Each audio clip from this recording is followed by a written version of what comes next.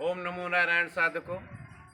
श्री सिद्धिदात्री माँ पीताम्बरा शक्तिपीठ के समस्त शिष्य परिवार व साधक मंडल को मेरी तरफ से गुरु पूर्णिमा की हार्दिक बधाई। आप सभी को साधुवाद। माँ बगलामुखी आप सभी लोगों के जीवन में मंगल करे, शत्रुओं का मर्दन करे। साधकों कहा जाता है कि गुरु त्यागाद भवेत मृत्यु, मंत्र त्यागाद दरिद्रता, गुरु मंत्र परित्यागी रौरवम नरकम ब्रजेत।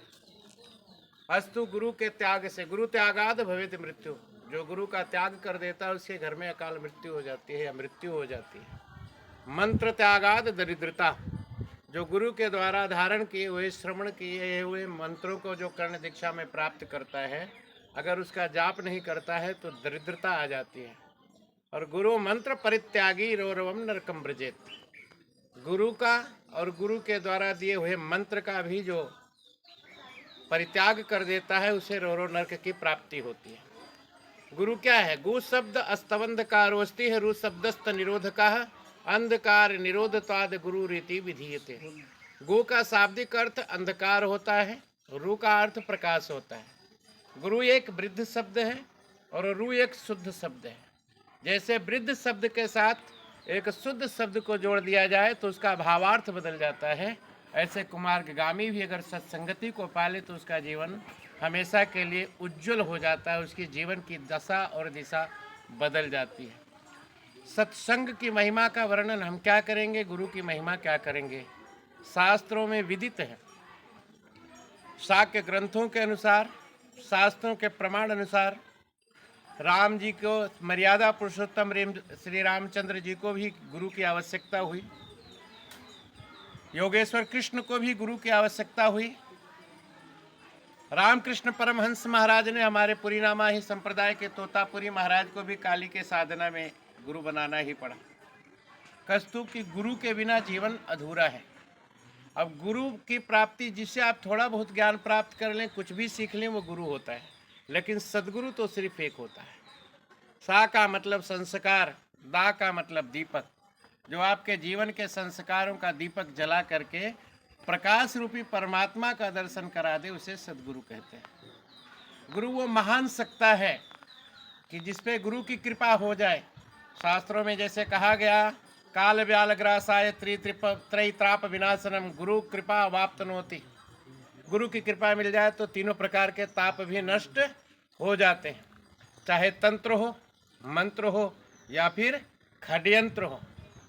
गुरु का परिहार करने वाले व्यक्ति का हार होता है, और जो इष्ट पे भरोसा रखता है उसका कभी निकृष्ट हो ही नहीं सकता। जीवन में छोटी मोटी पीड़ा बाधा परेशानियां आती हैं, उसका मतलब आप नहीं जानते हैं। ईश्वर हमें अच्छे काम के लिए तपा रहा है, मजबूत कर रहा है। तुम्हें जीवन में अपने और अपनों का पहचान कर रहा है। इस जीवन में अगर का कोई अपना है तो आपका आत्मबल, बाहुबल, अध्यात्म बल, ज्ञान का बल और गुरु की कृपा। अस्तु समस्त साधकों से कहूँगा, अपने माता पिता की सेवा करें, गौ गंगा गुरु गीता गायत्री का जीवन में अनुकरण करें, विकारों से दूर हों। लोभ हमेशा आदमी को विनाशक करता है।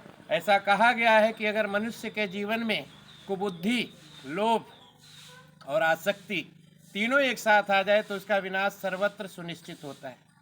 जैसे अयोध्या में इसका जीता जागता प्रमाण है, मंथरा के माध्यम से कुबुद्धि आई थी, दशरथ में आसक्ति आई थी। दशरथ मना भी कर सकते थे वचन देने से, लेकिन आसक्ति थी कि मेरी प्रियतमा कहीं रूठ ना जाए। कुबुद्धि आ गई और कैकेयी के अंदर लोभ आ गया कि मेरा बेटा राजा हो जाए। तो याद रखना, गुरु का प्रहार स्वयं शंकर भी नहीं रोक सकते। और हम तो बगलामुखी के साधक हैं महाराज, हम ऐसे ही घबराते नहीं। हमारे साथ तो माँ का आंचल है, ऐसे वैसे चीज़ों से नहीं घबराते। जिन पे गुरु की कृपा है उनके लिए कहा गया कि रनिवासों के पलने वाले जब रण के सम्मुख पड़ते हैं तो महाकाल भी हो सम्मुख तो उससे कुश्ती लड़ते हैं। और जिस पे है गुरु, जिस जन पर कृपा गुरु की है, वो जाके लड़े रसातल तक, निर्भय है उसको भय न कहीं, उदयाचल से अस्ताचल तक। चिंता करने की जरूरत नहीं है, चिंतन की जरूरत है। नाम किया बदनाम किया ये मैं जानूं, मेरा रब जाने। एक कहावत सुनाते हुए मैं वाणी को विराम दूंगा। एक बार एक बाबा जी नाव में जा रहे थे। केवट ने कहा, बाबा नैया डूबने वाली है। बाबा ने क्या किया, नदी में से 4 कमंडल जल भर के नैया में डाल दिया। थोड़ी देर बाद केवट ने कहा, बाबा भंवर से बाहर निकल गए। अब महाराज बाबा जी ने अंदर से कमंडल से जल भर करके बाहर निकालना शुरू कर दिया। केवट ने कहा, आप तो बड़े विचित्र हैं, नैया डूब रही तो आप बचने की जगह नदी में से पानी डाल रहे थे, अब निकल रही है तो नाव में से पानी नदी में डाल रहे हैं। बोले वो भी उसकी इच्छा थी, ये भी उसकी इच्छा है। हर परीक्षा में पास होना जरूरी नहीं होता, बस भाव तो यही था। उसकी इच्छा में मेरी सेवा कहाँ अधूरी रह गई, उसे पूरा करना है। चिंता छोड़कर चिंता करिए। सत्य का पताका लहराता था, लहराएगा, लहराता ही रहेगा। और जीवन में तंत्र मंत्र यंत्र षड्यंत्र किसके साथ होता है? जिसका नाम होता है, जिसके जीवन में एक आइडेंटिटी होती है, उसी के पीछे होती है। इसलिए कहा गया है कि ना हारा है इश्क, ना दुनिया थकी है, हवा चल रही है, दिए जल रहे हैं, और सुकून ही सुकून है, खुशी ही खुशी है, तेरा गम सलामत मुझे क्या कमी है, दियाओं के बदले मकान जल रहे हैं, लगता है मंजिल करीब आ रही है। नमो नारायण।